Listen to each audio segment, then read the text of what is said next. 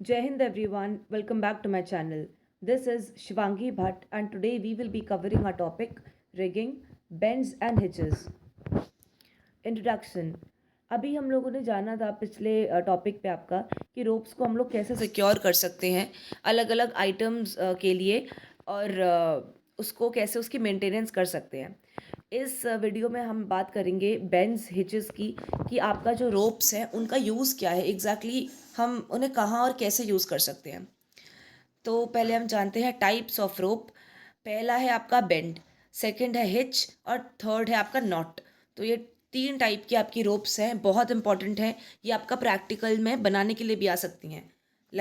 आप सर बोल सकते हैं कि आप ये वाली रोप बना के दिखाओ, तो आपको इनको बनाना आना चाहिए। If I will get some time, तो I will try to make these videos also, which will help you definitely. तो पहला है आपका बेंड। बेंड क्या होता है?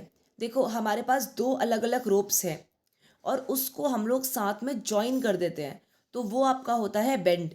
सेकंड है आपका हिच।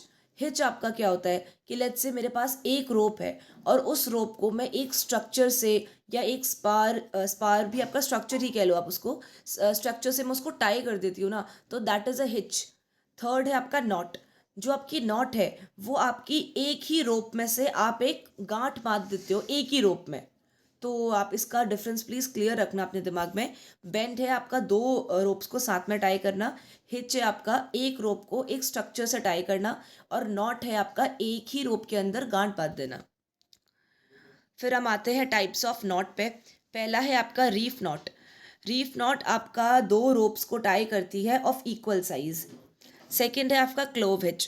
क्लोव हिच आपका यूज़फुल है एक मतलब एक लाइन को एक पोस्ट से बांधना जब उस लाइन का जो एंड है ना वो अवेलेबल नहीं है।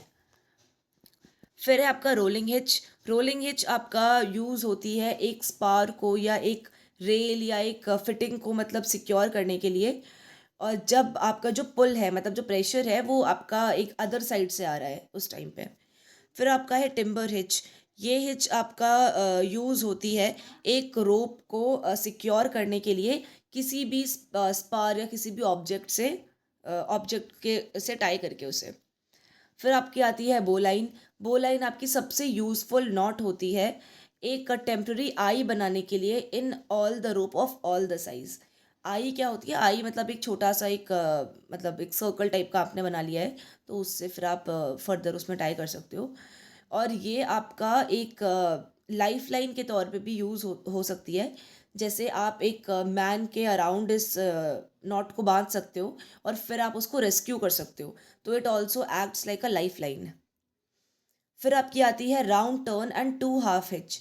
ये जो आपका कॉम्बिनेशन है ये आपका हेल्प करता है बहुत हैवी लोड को सिक्योर करने के लिए एक स्पार रिंग या शैकल के साथ।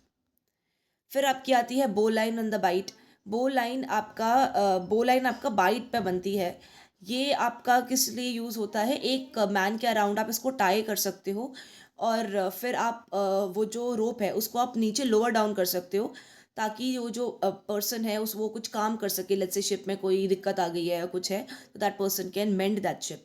तो आपकी शॉर्ट एक बाइट बना दी जाती है अंडर हिज आर्म्स और एक बड़ी बाइट बना दी जाती है उसके बटक्स के पास, ताकि उसको आप मतलब ताकि वो उठाया जा सके उसका वेट। फिर आपका आता है एलिमेंट ऑफ बेंड एंड हिचेस। जो बेंड्स और हिचेस हैं उनके एलिमेंट्स क्या क्या हैं? तो पहला है बाइट, जैसे बो लाइन ऑन द बाइट। फिर अगला है राउंड टर्न, हम अभी हमने देखा round turn and two half hitch. फिर है half hitch, a twist, a knot, a over hand knot, I am sorry. Okay, then we come to the conclusion. जो आपकी रोप्स हैं वो बहुत ज़्यादा यूज़फुल हैं आइटम्स को सिक्योर करने के लिए सी में।